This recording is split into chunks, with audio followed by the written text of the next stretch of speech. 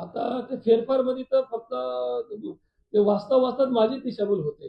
कारण काय होतं फेरफारमध्ये ना जवळ-जवळ 800 पानं एका फेरफारला आहे, एका गटाला.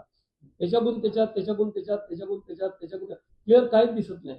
यांचं नाव कधी पहिलं असतं, कधी लास्ट येतं, कधी खाली येतं, कधी वर जातं. असं आहे ते. तुम्ही काय याच्यामध्ये चौकशीची पण मागणी केली तर त्यांच्या राजीनाम्याची मागणी करणार? मी चौकशीची मागणी कलेक्टर साहेबाला केली. स्वतः वनमंत्री आहेत ते. त्यांच्याकडे पण 15 वेळा पत्र दिलेले आहेत. त्यांच्यावरती कोणतीच कारवाई नाही झाली. पण जिल्हाधिकारी साहेबांकडून पत्र गेलंय वनरक्षकांना. याच्यावरती तात्काळ कारवाई करा. मग थोडीशी पुढं गाडी हललेली आहे. मग माझं असं म्हणणं या सगळ्याची निपक्षपातीपणे जर चौकशी व्हायचं असेल तर आदरणीय नाईक साहेब यांचा प्रथम राजीनामा झाला पाहिजे.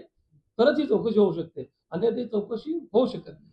आणि तुम्ही आता आरोप केला तर 2 फ्लॅट त्यांनी याच्यामध्ये घेतले कामधेनुमतीचे 2 फ्लॅट घेतलेले आहेत.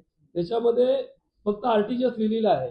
74 लाखाचे, 69 लाखाचे जे फ्लॅट आपण कुठे जर फ्लॅट घेतला, कुठल्या बँकेतून पैसे गेले, कुठल्या ब्रँचमध्ये असं लिहितं ना, हे फक्त आरटीजीएस. हे तर लॉकच असते. आम्ही कसे पेपर काढले आमचं मला माहिती. माहिती अधिकारी तर भेटत नाही पेपर. कारण तिथं डायरेक्ट कॉम्प्युटर लॉक करून टाकलेलं आहे. ह्या व्यवहाराची चौकशी करण्यासाठी मार्ग आता मी करणार आहे. अजून केली नाही ती करायची.